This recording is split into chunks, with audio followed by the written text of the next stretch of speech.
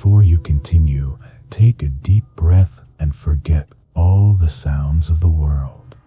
Now dim the lights, put on your headphones, and for a few moments forget the outside world, because here the darkness speaks louder than us.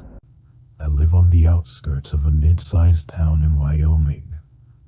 The whole reason I live here is because owning a huge plot of land isn't as impossible of a task as it can be in most other states. My house is small, but it was cozy enough for living alone. This happened 4 years ago, in 2019. It was spring and we were going through a month of pouring rain almost every single day. It was a Sunday and I was home from work, spending the day watching TV and resting. Sometime around 6 or 7, I got an unexpected knock at my door. I barely heard it through the rain, and when I answered the door, I was even more surprised to see it was some random guy, not a mailman or anything of the sorts.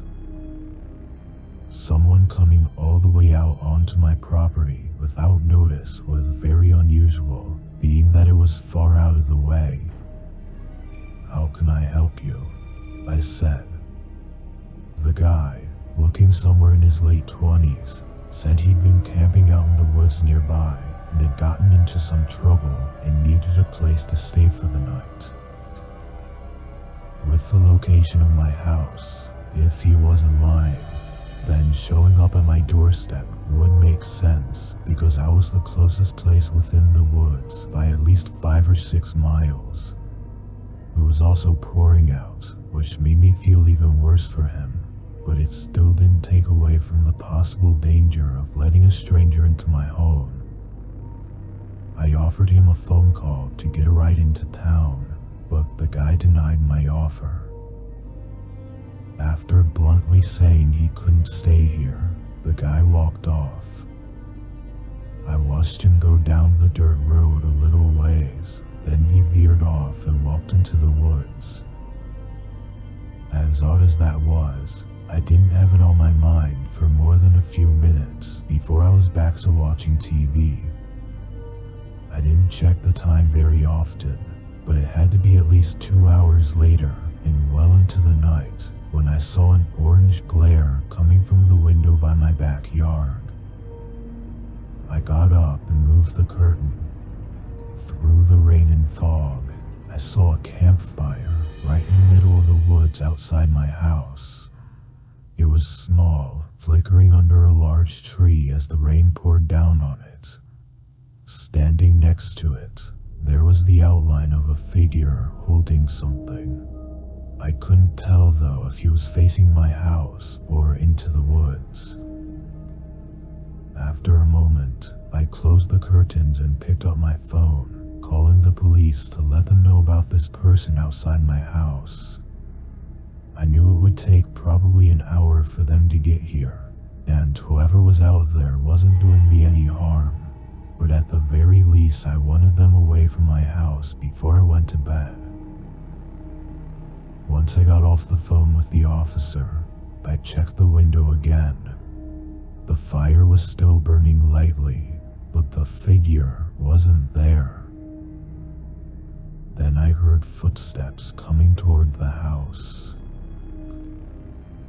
I ran to the other window and caught sight of him walking past with a hunting rifle in his hand before he turned the corner and went to the front door.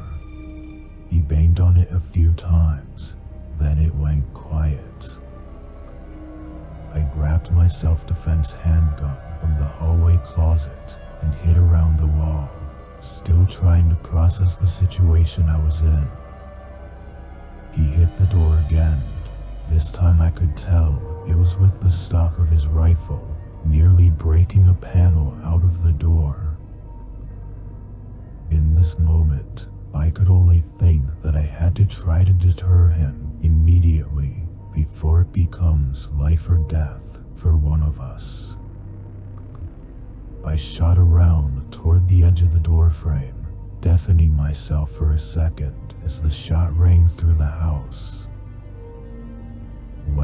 hearing came back, all I heard was the rain pouring down. No footsteps, banging, or yelling. I gathered up courage after 5 minutes of no sounds and looked out for people, seeing an empty porch, and outside in the yard were clear footprints going away from the house. He must have run right after the shot during the couple seconds I couldn't hear. Police did a thorough search and found some strange details. Out by where the campfire was, they found a duffel bag with evidence of it having been buried nearby and likely dug up just hours before the attack. What they told me is that it was most likely a burglary kit, or possibly even a murder kit, that was planted in advance with the intent to be dug up and used later on. This means whoever attacked me had planned it and had been right outside my house at least once before that night. Why he attacked me specifically is not known, and who and where he is currently is still no closer to being figured out than it was 4 years ago. I still live in the same house and worry every day that he might come back.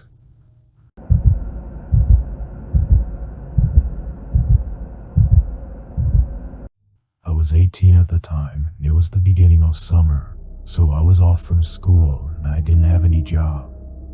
The majority of my time was spent inside the house playing video games, watching YouTube or TV, or just relaxing.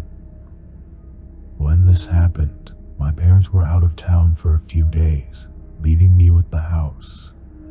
This was a common thing and was never a big deal. Sometimes I'd invite friends over or whatever, but this night I was just enjoying the time to myself. I was watching a rerun of one of my favorite shows on Netflix, while also scrolling through my phone. It was late, I don't know the exact time, but I think maybe 11 or 12, when there was a knock at the front door. I paused the TV and went to see who it was. It almost didn't even register in my mind that it was so late, but thankfully it did before I carelessly would have opened the door. I looked in the peephole and saw 2 men, both wearing similar clothes and just waiting for me to answer. I stood there and thought for a second whether or not to let them know I was home by asking what they wanted.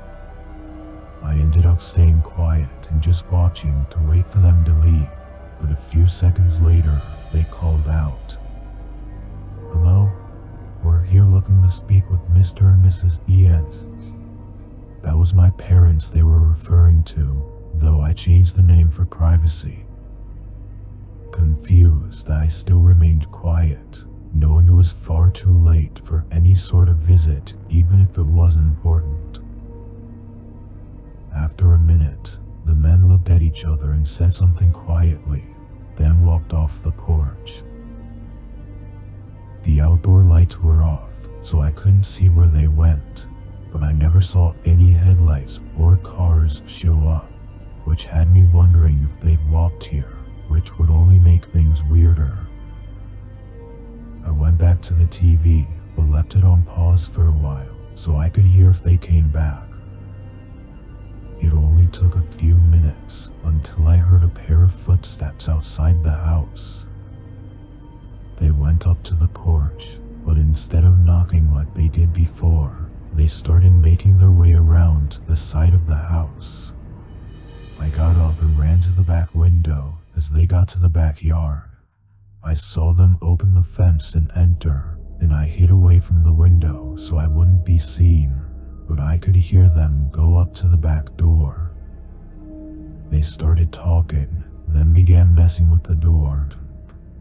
I took this as my chance to get my phone and hide inside the garage.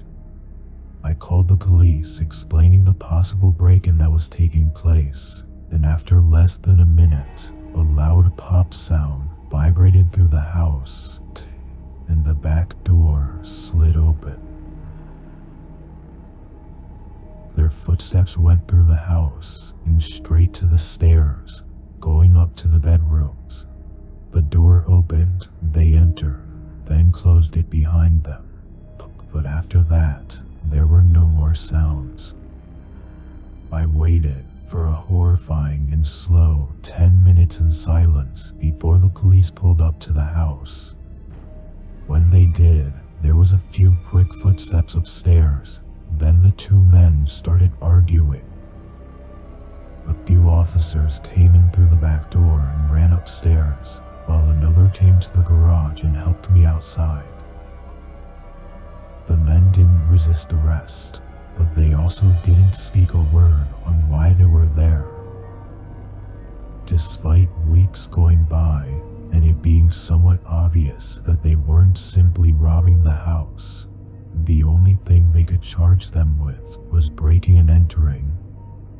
It scares me though that they seem to be looking for my parents, and it almost felt like they were going to wait upstairs for them until they came back from their trip. I think back to whether or not I should have shown myself, and if that would have stopped the break-in. But something about their behavior tells me that they still would have broken in and would have done to me whatever was necessary.